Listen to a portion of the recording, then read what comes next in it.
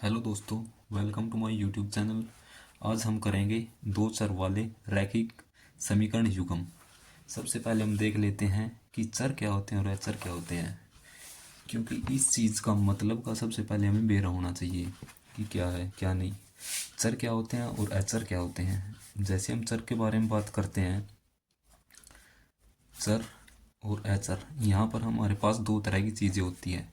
चर हमारे पास क्या होती है, जितने भी हमारे पास ABCD होती है उनको हम क्या बोलते हैं, अल्फ़ाबेट होते हैं, उनको हम चर बोलते हैं। जैसे कि यहाँ पर कोई भी हम अल्फ़ाबेट ले रहे हैं, एक्स ले रहे हैं, वाई ले रहे हैं, A B ले रहे हैं, या फिर हम यू ले रहे हैं या वी ले रहे हैं, ये हमारे पास क्या होते हैं, चर होते हैं। और अचर हमारे पास कौन सी क्या चीज़ होती है, अचर। अचर हमारे पास सभी प्रकार की संख्याएं होती है, उनको हम क्या बोलते हैं, अचर बोलते हैं। जैसे कि एक हो गया, दो, तीन, चार, कुछ भी जितनी भी हमारे पास संख्याएं होती हैं उनको हम क्या बोलते हैं, अचर बोलते हैं। चर और अचर का तो हमें पता लग गया। अब देखते हैं रैखिक क्या चीज़ होती है। रैखिक हमारे पास क्या होती है, जो हमारे पास ये चर है, इनकी जो सबसे बड़ी घात है यदि एक होती है वो, यानी कि रैखिक की, यानी कि चर की सबसे बड़ी घात यदि हमारे पास एक होती है तो उसको हम क्या बोलते हैं, रैखिक। वो हमारे पास क्या होता है, रैखिक होते हैं। तो इसकी भी हमारे पास घात एक, सबसे बड़ी घात एक है, और इसकी भी सबसे बड़ी घात एक है, इसकी भी सबसे बड़ी घात एक है। तो हम इन सबको क्या बोलेंगे, रैखिक बोलेंगे। रैखिक समीकरण युग्म का मतलब क्या होता है हमारे पास, युग्म का मतलब होता है जोड़े। तो हम देख लेते हैं कि रैखिक समीकरण युग्म, यानी कि रैखिक समीकरण के युग्म हमको किस तरीके के दिए गए हैं। तो जो हमारे पास दो चर वाले रैखिक समीकरण है, वो हमारे पास इसका जो सामान्य रूप होगा वो इस तरीके का होगा। यहाँ पर जैसे कि पहली समीकरण है A1x, यहाँ पर x y, ये हमारे पास क्या हो जाएंगे, चर हो जाएंगे। और A1 B1 C1, A2 B2 C2, ये हमारे पास अचर हो जाएंगे। x और y हमारे पास क्या हो जाएंगे, चर हो जाएंगे। तो ये हमारे पास क्या होता है, सामान्य रूप होता है रैखिक समीकरण का। ये हमको रैखिक समीकरण युग्म दिया गया है। समीकरण नंबर एक हमारे पास ये हो जाएगी और समीकरण नंबर दो ये हो जाएगी। ये चीज़ हो गई, ठीक है। तो A1x plus B1y plus C1 बराबर 0।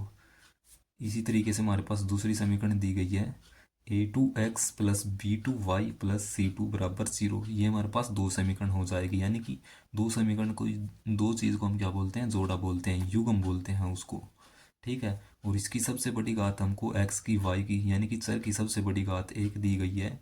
तो यहाँ पर दो चर हो गए और रैखिक हो गए, इनकी सबसे बड़ी घात एक हो गई और इनके युग्म हो गए। तो ये इसका क्या होता है, सामान्य रूप होता है। तो आगे हम देख लेते हैं।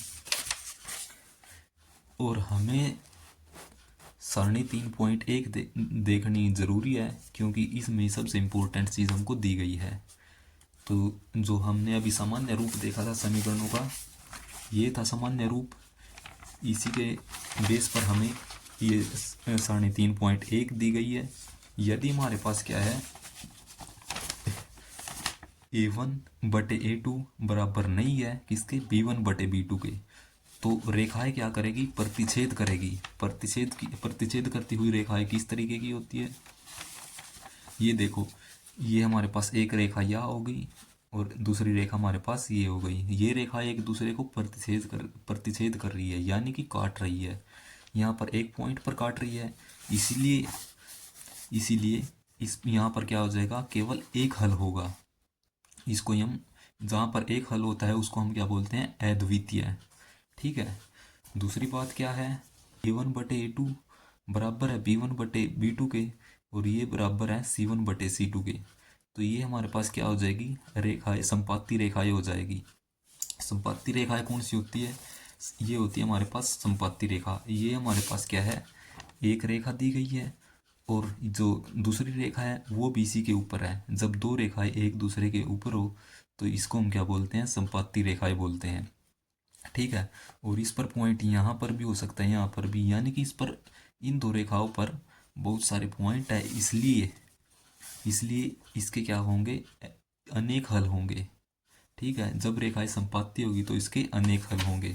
और ये हमारे पास किस तरीके की होगी, इनके अनुपातों की तुलना A1/A2 बराबर होगी B1/B2 और C1/C2 के। ठीक है।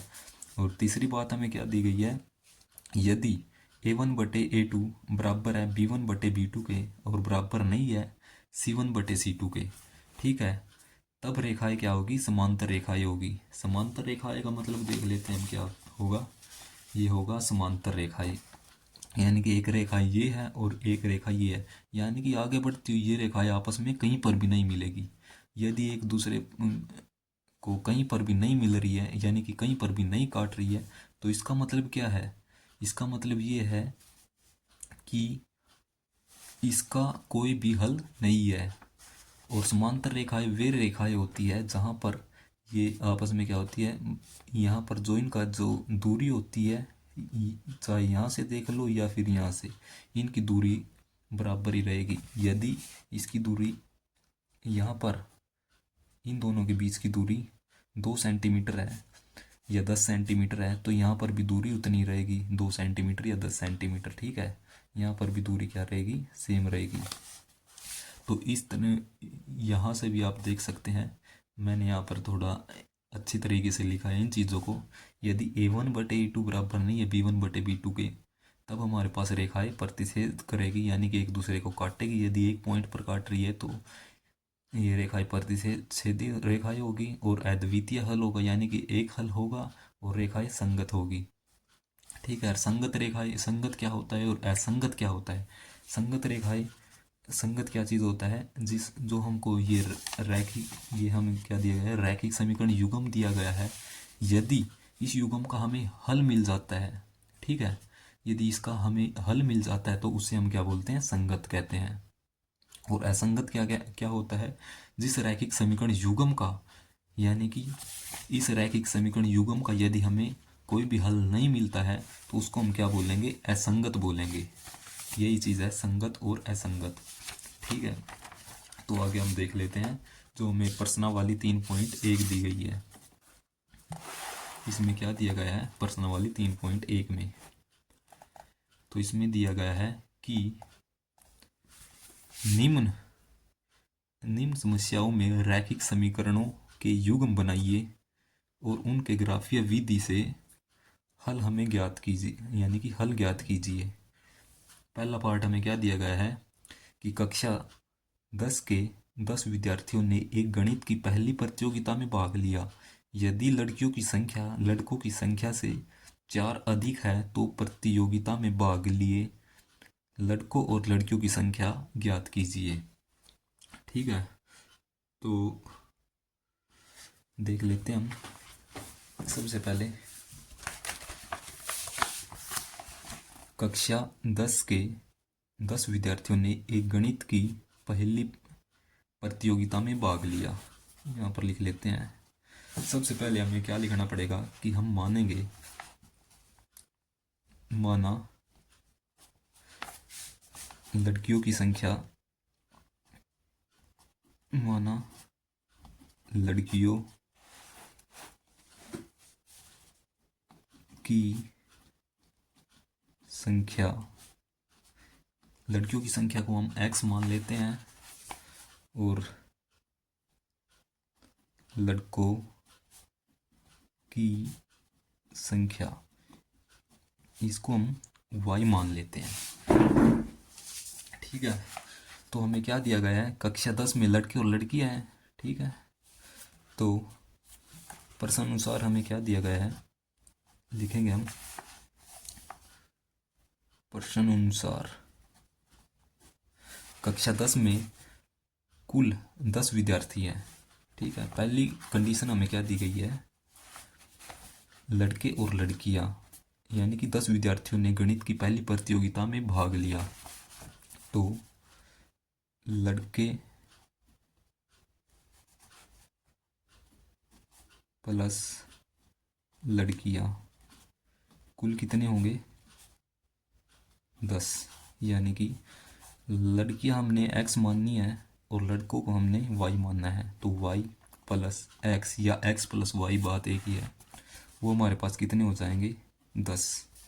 ठीक है, उसके आगे हमें क्या दिया गया है, यदि लड़कियों की संख्या लड़कों की संख्या से 4 अधिक है। दूसरी कंडीशन हमें दी गई है प्रश्न अनुसार, यदि लड़कियों की संख्या लड़कों की संख्या से 4 अधिक है, यानी कि जो लड़कियां दी गई है, लड़कियां वो लड़कों से लड़के से 4 अधिक है। लड़कियों की संख्या जो है लड़कों से 4 अधिक है, तो हमने ये लिख लिया। तो लड़कियों को हमने क्या मानना है, लड़कियों को हमने x मानना है और लड़कों को हमने y मानना है, y+4। ठीक है। उसके बाद ये हमारी दूसरी कंडीशन हो गई। ये हमारे पास समीकरण नंबर 1 हो जाएगी और ये हमारे पास समीकरण नंबर 2। इसको हम और अच्छे तरीके से लिखते हैं, तो इसको हम किस तरीके से, यही x+y=10। ठीक है। तो पहली हमारे पास पहले समीकरण नंबर 1 हो जाएगी और ये हमारे पास क्या हो जाएगी, समीकरण नंबर 2। इसके बाद की कहानी है क्या है, यहाँ पर लिखेंगे समीकरण 1 से। ठीक है, समीकरण 1 से तो x+y=10 हो जाएगा। उसके बाद हम क्या करेंगे, एक बॉक्स बनाएंगे। ये हमने एक बॉक्स बना लिया।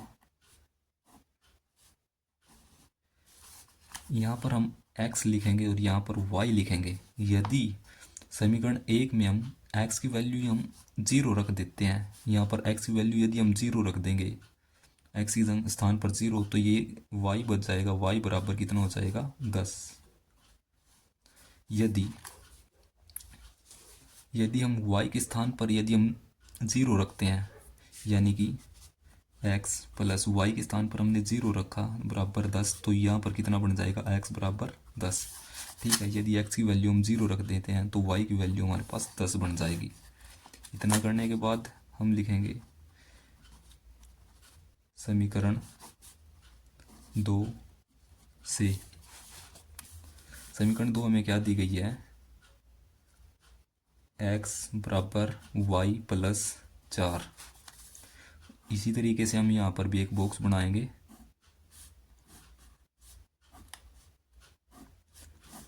यहाँ पर x लिखेंगे और यहाँ पर y लिखेंगे। जब हम क्या करते हैं, पहले हम क्या रख लेते हैं, यहाँ पर y की वैल्यू हम 0 रखेंगे, यानी कि x बराबर y की वैल्यू हमने 0 रख ली +4। तो ये हमारे पास कितनी है, x की वैल्यू हमारे पास 4 आ गई, तो हमने यहाँ पर 4 लिखेंगे। जब हम x की वैल्यू 0 रखते हैं, यानी कि x की वैल्यू 0, यानी कि x के स्थान पर हम 0 रखते हैं, तब हमारे पास यहाँ पर क्या दी गई है, समीकरण x बराबर y+4 है। तो x के स्थान पर हम 0 रखेंगे तो हमारे पास क्या बच जाएगा, y+4। तो y यहाँ पर बच जाएगा, और जब हम बराबर ये 4 को इस साइड लेकर के आएंगे तो माइनस का हो जाएगा। तो हमने क्या रखा, x के स्थान पर जैसे हम 0 रखेंगे तो y की वैल्यू हमारे पास 4 आ जाएगी। ठीक है। तो हमने इस तरीके से हम इसको सोल्व करेंगे।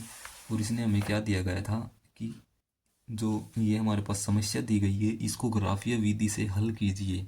तो इसके लिए हम ग्राफ बना लेते हैं। तो ग्राफ के लिए हम देख लेते हैं। ग्राफ के लिए आपको क्या करना होगा, तो ग्राफ के लिए हम ये बना लेते हैं। ये हमारे पास क्या होता है, ये 2 डायमेंशन स्पेस होता है, यानी कि ये हमारे पास क्या हो जाएगी, ये x अक्ष हो जाएगी और ये हमारे पास क्या हो जाएगी, y अक्ष हो जाएगी। ठीक है। इसको हम पेंसिल से बनाएंगे और ये हम इसको ग्राफ के अंदर बनाते हैं। तो मेरे पास यही था तो मैंने इसी से बना दिया। ठीक है। और इसकी एक खास बात क्या होती है कि जो 0 से लेकर यहाँ तक जो इसका ये डिस्टेंस है और यहाँ से लेकर यहाँ तक जो डिस्टेंस है, यानी कि दूरी है, यानी कि इनके बीच की दूरी सभी जगह क्या होती है, बराबर होती है। यदि यहाँ से यहाँ की दूरी हमारे पास मान लो कि 5 सेंटीमीटर है, तो यहाँ से लेकर यहाँ तक की दूरी भी कितनी हो जाएगी, 5 सेंटीमीटर। वैसे तो यहाँ पर ये दूरी कितनी है, 1 सेंटीमीटर है। तो ये यानी कि दूरी यहाँ पर क्या रहेगी, समान रहेगी। और जो हमारे पास ये यहाँ पर ये एक्स अक्स का ये हमारे पास साइड होती है, ये पॉजिटिव साइड होती है। पॉजिटिव साइड का मतलब यहाँ पर ये नंबर क्या आएंगे, पॉजिटिव आएंगे। और यहाँ पर ये नंबर आएंगे नेगेटिव, यानी कि जैसे कि -2 -4 -6 ये नंबर नेगेटिव आएंगे। इसी तरीके से हम वाई अक्स के अंदर देख लेते हैं, ये नंबर हमारे पास क्या आएंगे, पॉजिटिव आएंगे। और ये हमारे पास नंबर क्या आएंगे, नेगेटिव आएंगे। ठीक है, तो पहले बॉक्स के अंदर से हम क्या बना रेखा बना लेते हैं, वो एक्स की और वाई की। यानी कि पहली एक्स की वैल्यू जैसे हमने 0 रखी तो वाई की वैल्यू हमारे पास 10 आ गई। यानी कि एक्स की वैल्यू हमने 0 रखी तो वाई की वैल्यू हमारे पास ये आ गई 10। और दूसरी जैसे हमने वाई की वैल्यू 0 रखी तो एक्स की वैल्यू हमारे पास 10 आ गई। यानी कि वाई की वैल्यू यहाँ पर 0 हो जाएगी तो वाई एक्स की वैल्यू कितनी हो जाएगी, यानी कि हमारे पास ये रेखा बन जाएगी। यानी कि 10 से 10 पर हम इसको मिलाते हैं तो ये रेखा ही बन जाएगी, ये रेखा बन गई। ठीक है, तो इस रेखा का हमारे पास नाम क्या था, यानी कि x प्लस वाई बराबर 10। ठीक है, और दूसरा बॉक्स हमारे पास ये आया था एक्स वाई का। यहाँ पर x की वैल्यू हमारे पास 4 थी और y की वैल्यू हमारे पास कितनी है, जब y की वैल्यू हमने 0 रखी तो x की वैल्यू हमारे पास 4 आई। जब हमने x की वैल्यू 0 रखी तो y की वैल्यू हमारे पास क्या आई, -4। तो हम इसको भी, इस रेखा को भी बना लेते हैं। x की वैल्यू 4 है और y की वैल्यू -4। x की वैल्यू यहाँ पर 4 है और y की वैल्यू -4।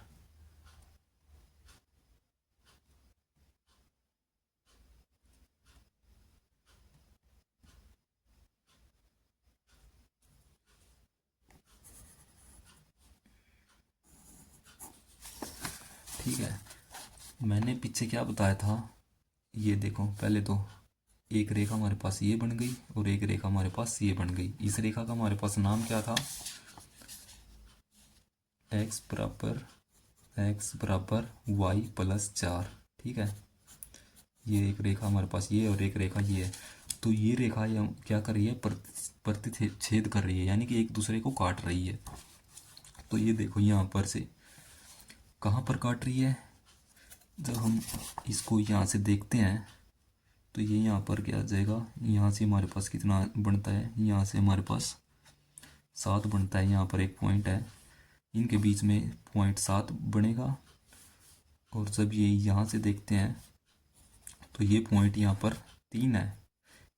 ठीक है, वैसे ये यहाँ पर यानी कि एक्स पॉइंट हमारे पास कितना बन जाएगा, ये पॉइंट हमारे पास कितना बन जाएगा, एक्स सबसे पहले जो इसके अंदर इस ग्राफ के अंदर ऐसे हम वैल्यू लिखते हैं एक्स वाई की फॉर्म में। ठीक है, आगे एक्स आता है पीछे वाई आता है, तो एक्स की वैल्यू हमारे पास कितनी है, 7 आ गई। और वाई की वैल्यू कितनी आ जाएगी, सब यानी कि हमने ग्राफ को क्या इसको ग्राफ के अंदर बनाएंगे तो वैल्यू प्रॉपर निकल के आएगी, यानी कि सही तरीके से निकल आएगी। ठीक है, तो एक्स की वैल्यू हमारे पास 7 आ गई और वाई की वैल्यू हमारे पास कितनी आ गई, 3 आ गई। जब हम इसको यहाँ से इस तरीके से देखते हैं तो ये वाई की वैल्यू हमारे पास हो जाएगी। और जब इसको इस तरीके से देखते हैं तो ये हमारे पास वैल्यू यहाँ पर है 7 है इन दोनों के बीच में। ठीक है, तो हमने निकालना क्या था, लड़के और लड़कियों की संख्या ज्ञात कीजिए। ठीक है, लड़के और लड़कियों की संख्या हमने ज्ञात करनी है। तो हमने लड़कियों की संख्या हमने x मानी थी और लड़कों की संख्या y मानी थी। तो अब हम लिख सकते हैं यहाँ से इस ग्राफ से कि x की वैल्यू हमारे पास कितनी आई है, 7। और y की वैल्यू यानी कि जो पॉइंट आया है 7 3 का, यानी कि लड़कियों की संख्या बराबर आ गई हमारे पास 7। और लड़कों की संख्या हमारे पास कितनी आई है, 3। हमने यही चीज़ निकालनी थी और हमने यह चीज़ निकाल दी है। ठीक है, तो हमें दूसरा क्वेश्चन क्या दिया गया है, यानी कि फर्स्ट क्वेश्चन का सेकंड पार्ट, दूसरा पार्ट हमें क्या दिया गया है कि 5 पेंसिल तथा 7 कलमों का मूल्य 50 रुपये है, जबकि 7 पेंसिल तथा 5 कलमों का कुल मूल्य 46 रुपये है। तो हमने क्या करना है, एक पेंसिल का मूल्य तथा एक कलम का मूल्य ज्ञात करना है। तो हम इसको देख लेते हैं। तो हम लिखेंगे सबसे पहले 5 पेंसिल और 7 कलम का मूल्य 50 रुपये दिया गया है। माना पेंसिल मानेंगे सबसे पहले, माना पेंसिल का मूल्य है, माना पेंसिल का मूल्य x है और कलम का मूल्य मान लेते हैं हम, माना कलम का मूल्य y है। ठीक है, उसके बाद हमें क्या कहा गया है कि 5 पेंसिल तथा 7 कलमों का मूल्य 50 रुपये है। तो हम लिखेंगे प्रश्न अनुसार 5 पेंसिल प्लस 7 कलम का मूल्य 50 रुपये, 7 कलम 50 रुपये दिया गया है। 5 पेंसिल को हमने x मानना है मूल्य। ठीक है, 5 पेंसिल है और एक पेंसिल का मूल्य यदि x रुपये है तो 5 पेंसिल का मूल्य हमारे पास कितना हो जाएगा। ठीक है, 5x हो जाएगा। मान लो कि एक पेंसिल का मूल्य हमारे पास, एक पेंसिल का मूल्य हमारे पास कितना है, 10 मान लेते हैं। ठीक है, तो 10 पेंसिल का मूल्य हमारे पास कितना हो जाता है, 10 गुणा 10 करते हैं तो हमारे पास क्या है, 10 पेंसिल का मूल्य आ जाता है। तो इसी तरीके से हमने यहीं पर यही किया है कि एक पेंसिल का मूल्य यदि हमारे पास x है तो 5 पेंसिल का मूल्य कितना हो जाएगा, पेंसिल का मूल्य 5x हो जाएगा। ठीक है, यही हमने यहाँ पर किया है। तो 7 और कलम का मूल्य हमारे पास x है तो 7 कलम का मूल्य हमारे पास 7x हो जाएगा बराबर 50। आगे क्या कहा गया है कि जबकि 7 पेंसिल तथा 5 कलम का मूल्य 46 रुपये है। प्रश्न अनुसार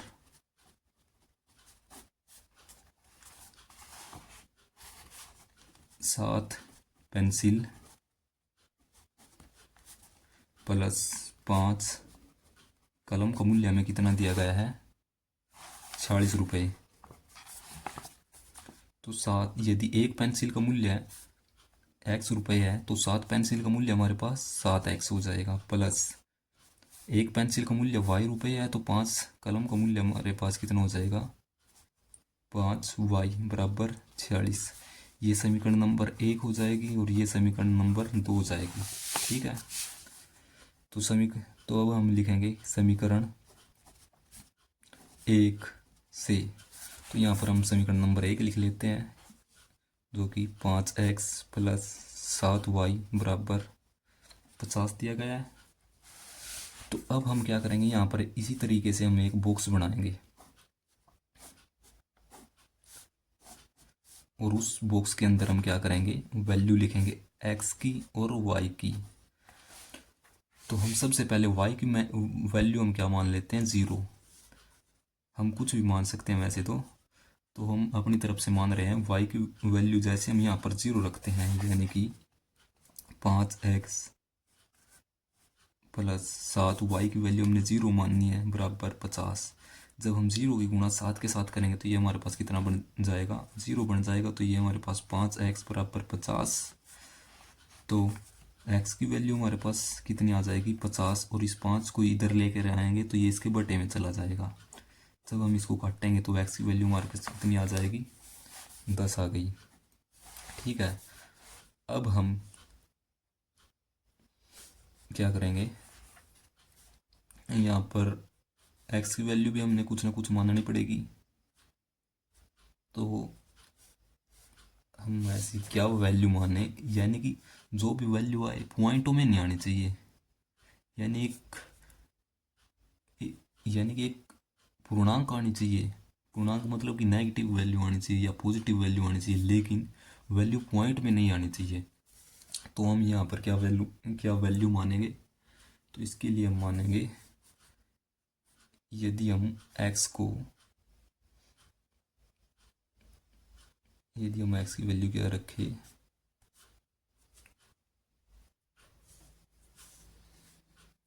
तो हम यहाँ पर वैल्यू क्या रखें, यहाँ पर हम x की वैल्यू रखेंगे। तो x की वैल्यू यदि हम यहाँ पर 3 रखते हैं, ठीक है, यदि हम x की वैल्यू यहाँ पर 3 रखते हैं तो यहाँ पर क्या बनता है, तो हम देख लेते हैं। यदि हम 5 3 प्लस 7y बराबर 50, तो यहाँ पर ये 15 बन जाएगा। 15 प्लस 7y बराबर 50, तो 7y जब ये 15 उस साइड जाएगा तो ये यहाँ पर आ जाएगा 15, तो ये बन जाएगा 35। तो y की वैल्यू क्या आ जाएगी, 35। इस 7 को इसके बटे में 35 के बटे में लेके आएंगे तो ये 7, तो जब हम इसको काटेंगे तो ये 5 पे कटेगा, 7 पंजे 35। तो हमने x की क्या वैल्यू रखी, x की जब हम वैल्यू 3 रखते हैं तो y की वैल्यू हमारे पास 5 आ जाएगी। ये रफ है वैसे। अब हम लिखेंगे समीकरण 2 से। समीकरण 2 हमें क्या दिया गया है, 7x प्लस 5y बराबर 46, ठीक है। तो हम इसी तरीके से हम यहाँ पर भी एक बॉक्स बना लेते हैं। यहाँ पर हम x लिखेंगे, यहाँ पर y लिखेंगे। जब हम x की वैल्यू क्या रखें, यहाँ पर x की वैल्यू, यदि हम x की वैल्यू यहाँ पर 3 रखते हैं, क्योंकि हमने वैसे हम यहाँ पर वैल्यू 0 भी रख सकते हैं, लेकिन यहाँ पर वैल्यू क्या आएगी, पॉइंटों में आएगी, लेकिन हमने वैल्यू पॉइंटों में नहीं लेनी है। तो पॉइंटों से बचने के लिए हम यहाँ पर यानी दूसरी वैल्यू रखेंगे और कुछ 1 रखेंगे, 2 रखेंगे, 3, यानी कि वैल्यू पॉइंटों में नहीं आनी चाहिए। तो हम यहाँ पर वैल्यू रखते हैं। जब हम यहाँ पर वैल्यू रखते हैं, जीरो तो रख नहीं सकते, तो ये क्योंकि 5 से कटेगा नहीं, तो हम यहाँ पर वैल्यू रखते हैं एक्स की वैल्यू यदि हम 3 रखते हैं, 3 रख के देखते हैं, 7 एक्स की जगह हम 3 रखेंगे तो ये बन जाएगा 21 प्लस 5y बराबर 46, तो ये 21 बन जाएगा। 5y बराबर 46 माइनस 21, तो ये हमारे पास कितना बच गया, ये इस साइड प्लस का तो उस साइड जाके माइनस का हो जाएगा। 6 में से 1 गया 5, और ये 4 में से 2 गया 2, ये 25 बन गया।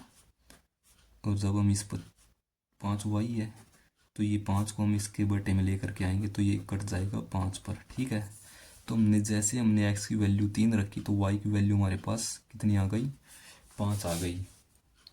अब हम क्या करेंगे, x की वैल्यू रखी है तो y की वैल्यू निकल के आई। अब हम y की वैल्यू रखेंगे, y की वैल्यू क्या रखेगी जिससे इसकी वैल्यू निकल के आ जाए x की।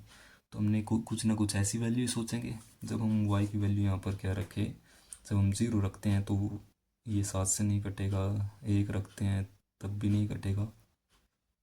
वैल्यू माइनस में रख के देखते हैं। जब हम यहाँ पर रखते हैं -1, तो ये बन जाएगा -5, उस साइड जाके +5 51 बन जाएगा, जो 7 से नहीं कटेगा। 2 रखते हैं तो 5 दूनी 10, ये माइनस का 10 बनेगा, उस साइड जाके कितना बनेगा 56, तब ये कट जाएगा, ठीक है। तो हम यहाँ पर क्या वैल्यू रखें, तो हम y की वैल्यू यदि हम -2 रखते हैं, तब हम इसको देख लेते हैं। 7x प्लस 5y की वैल्यू हमने -2 रखी बराबर 46, तो हमारे पास ये कितना बन गया, 7x माइनस 10 बराबर 46। और जब हम इसको दूसरी साइड लेकर के जाएंगे, 7x बराबर ये उस साइड जाकर कितना बन जाएगा, 46 प्लस 10 यानी कि 56 बन गया। 7x बराबर 56, ये 7 जब इसके बटे में आएगा तो ये बन जाएगा, कटेगा कितने पे, 7 8 56, तो ये 8 पे कटेगा, तो यहाँ पर वैल्यू हमारे पास 8 आ जाएगी, ठीक है। तो तब हम इसका ग्राफ भी देख लेते हैं कि जब हम इसका ग्राफ किस तरीके से ड्रॉ करते हैं। ठीक है, एक्स की वैल्यू हमारे पास कितनी है, 10 है। जब हम वाई की वैल्यू 0 हो,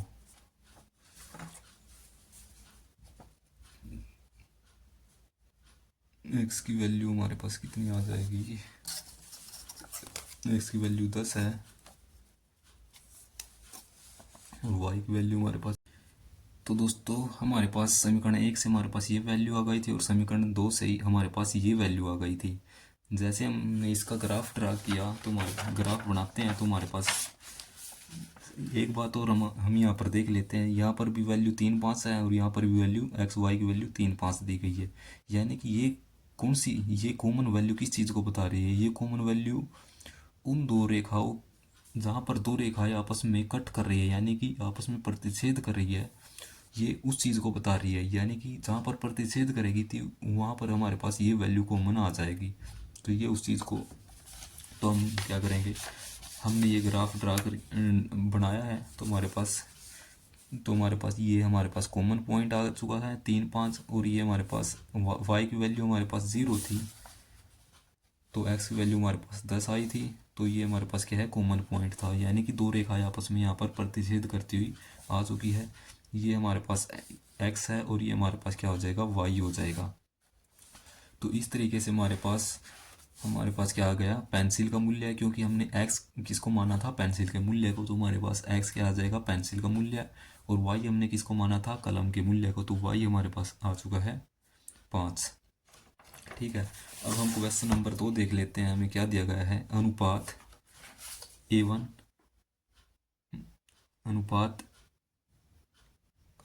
A1 बटे A2, B1 बटे B2 और जो है C1 बटे C2 की हमने क्या करनी है, तुलना कर ज्ञात कीजिए कि निम्न समीकरण युग्म द्वारा निरूपित रेखाएं एक बिंदु पर प्रतिच्छेद कर रही है। हमें ये बताना है कि जो इस तरीके से हल करके जो हमको दो समीकरण दी गई है कि जब हम इनको इस तरीके से सोल्व करेंगे, हमें ये बताना है कि वो रेखाएं प्रतिच्छेद कर रही है या समानांतर है या अथवा संपाती है। हम इस चीज़ को बताएंगे। ठीक है, तो हमें ये दिया गया है रैखिक समीकरण युग्म दिया गया है,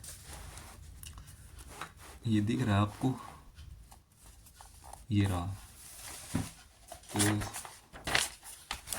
हमें क्या दिया गया है, दूसरे का फर्स्ट पार्ट हमें क्या दिया गया है, 5x, हम इसको लिख लेते हैं 5x माइनस 4y प्लस 8 बराबर 0। ठीक है, और दूसरी समीकरण में क्या दी गई है, 7x प्लस 6y माइनस 9 बराबर 0। ये हमारे पास दो समीकरण दी गई है। हमारे पास जो है रैखिक समीकरण युग्म का जो सामान्य रूप हमारे पास क्या होता है, A1x plus B1y plus C1 बराबर 0, A2x plus B2y plus C2 बराबर 0 होता है। जब हम इन दोनों समीकरण को आपस में कंपेयर करते हैं तो ये x का जो हमारे पास गुणांक होता है A1, तो x का गुणांक हमारे पास क्या है, यहाँ से हम इन दोनों को तुलना करके हम क्या करेंगे, इन दोनों समीकरण की तुलना करके A1 B1 और C1, A2 B2 और C2 की क्या करेंगे, वैल्यू निकालेंगे। तो यहाँ पर हम देख लेते हैं कि हमारे पास A1 की कितनी वैल्यू है, 5 है। ठीक है, तो y का हमारे पास गुणांक कितना होता है, B1 होता है। तो यहाँ पर y का गुणांक कितना है, -4। तो B1 की वैल्यू हमारे पास कितनी आ गई, -4। इसी तरीके से C1 हमारे पास ये हो जाएगा। तो C1 की वैल्यू हमारे पास कितनी आ गई, 8। A2 की वैल्यू हम देख लेते हैं, x का गुणांक है तो A2 की वैल्यू हमारे पास कितनी आ जाएगी, 7 आ जाएगी। और y का गुणांक B2 है तो इसकी वैल्यू यहाँ पर देख लेते हैं कितनी है, 6। तो B2 की वैल्यू हमारे पास कितनी आ जाएगी, 6। और इसी तरीके से हम C2 की वैल्यू देख लेते हैं। यहाँ पर जब हम इनकी तुलना कर रहे हैं तो C2 की वैल्यू हमारे पास कितनी आ गई, -9। हमें पीछे क्या दिया गया है, हम इनको इस तरीके से लिखेंगे A1 बटे A2, यानी कि जब हम A1 बटे A2 करते हैं तो हमारे पास वैल्यू कितनी है, 5 बटे 7 आ गई। ठीक है, और जब हम B1 बटे B2 करते हैं तो वैल्यू हमारे पास आ जाएगी 4 बटे 6। हम इनकी आपस में तुलना करके देख रहे हैं, क्योंकि हमने पीछे सारणी देखी थी तो उसी के हिसाब से हम आगे कर रहे हैं। ठीक है, तो C1/C2 बराबर 8/-9। जब हम इसको देखते हैं यानी कि 5 यहाँ पर 5/7 लिखेंगे और -4/6 यहाँ से। इससे यानी कि ये वैल्यू जो है आपस में बराबर नहीं है, ये हमें दिख रहा है। ठीक है, यदि ये वैल्यू बराबर नहीं है तो ये किसके बराबर है? ये बराबर थी हमारे A1/A2 के, जो कि किसके बराबर, ये किसके बराबर नहीं है, ये वैल्यू थी हमारे पास B1/B2 के, यानी कि B1/B2। हमने पीछे सारणी में देखा था जब A1/A2 बराबर नहीं है B1/B2 के तो रेखाएं क्या करती है? प्रतिच्छेद करती है। ठीक है, तो हम लिखेंगे समीकरण युग्म। यहाँ पर हमें क्या दिया गया था?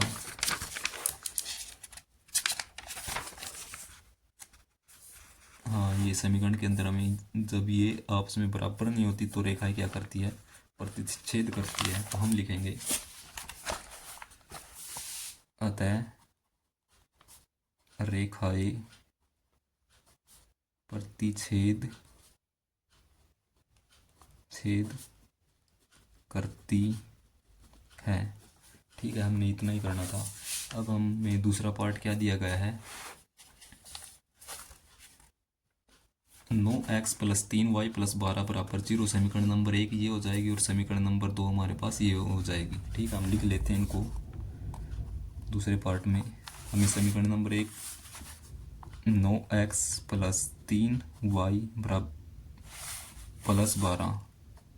+ 12 बराबर 0 समीकरण नंबर 1।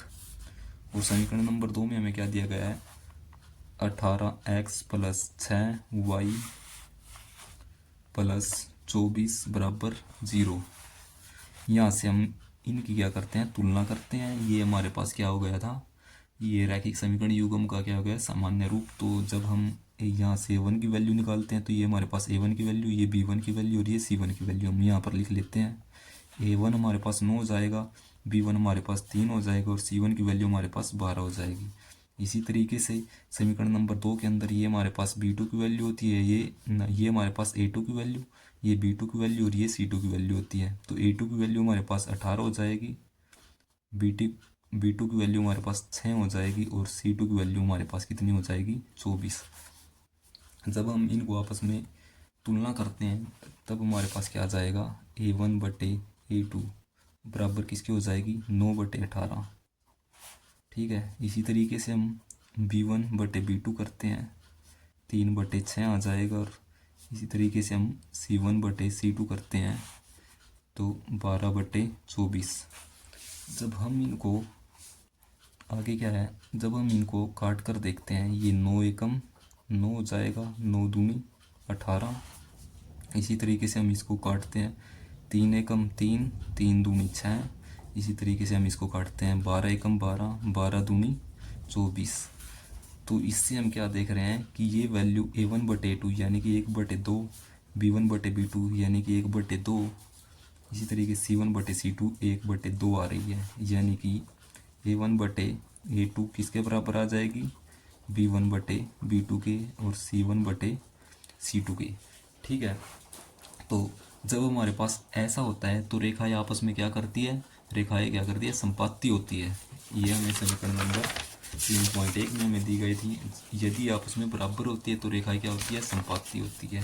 ठीक है, तो हम लिखेंगे रैखिक समीकरण युग्म पर रेखाएं जो है संपाती है, यानी कि अतः रेखाएं संपाती है। हमें बस इतना ही लिखना है। ठीक है, अब हम इसका तीसरा पार्ट देख लेते हैं। हमें क्या दिया गया है थर्ड पार्ट में? 6x - 3y + 10 बराबर 0, 2x - y + 9 बराबर 0 दिया गया है। ठीक है, यहाँ से हम A1 की वैल्यू देख लेते हैं, कितनी हो जाएगी? 6। और B1 की वैल्यू कितनी हो जाएगी? -3।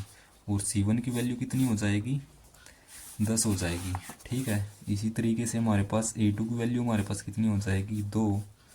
और ये ये बी ये A1 ना A2 B2 और C2 की वैल्यू होती है, ठीक है। 0, तो B2 की वैल्यू हमारे पास कितनी आ जाएगी, जिस यहाँ पर कि y का गुणांक कितना हो जाएगा, 1 हो जाएगा। तो हम लिख लेते हैं -1। और C2 की वैल्यू हमारे पास कितनी है, 9 है। जब हम इसको लिखते हैं, हम इनकी तुलना करते हैं, A1/A2 हमारे पास कितना हो जाएगा, 6/2। और B1/B2 देख लेते हैं, -3/-1। और C1/C2 देखते हैं हम, 10/9 हो जाएगा, ठीक है। जब हम इनको आपस में काटते हैं तो ये कितने पे जाएगा, 2 एकम 2, 2 तिये 6, तो यानी कि 3/1 हो जाएगा। ऊपर भी माइनस है और नीचे भी माइनस है, तो माइनस से माइनस कटेगी तो ये प्लस की बन जाएगा, तो ये बन जाएगा 3/1। और ये आपस में कटेगा नहीं, तो यहाँ पर से हमारे पास क्या वैल्यू आ गई है, यानी कि A1/A2 हमारे पास 3/1 है, और B1/B2 हमारे पास क्या हो जाएगा, 3/1। इससे हमारे पास क्या वैल्यू निकल के आई, A1/A2 किसके बराबर हो जाएगा, आपस में वैल्यू बराबर है तो B1/B2 के, ठीक है। ये बराबर नहीं है किसके, क्योंकि ये हमारे पास वैल्यू कितनी है, ये 3/1 और ये वैल्यू हमारे पास 10/9 है, तो ये C1/C2 के वैल्यू बराबर नहीं होगी, ठीक है। जब हमारे पास ये ऐसे बनता है, यानी कि A1/A2 बराबर हो B1/B2 और बराबर नहीं हो C1/C2 के, तो रेखाएं क्या होती है, संपाती होती ना, ये रेखाएं क्या होती है, समानांतर होती है। तो हम लिखेंगे अतः रेखाएं समांतर है। बस हमें इतना ही। Thank you.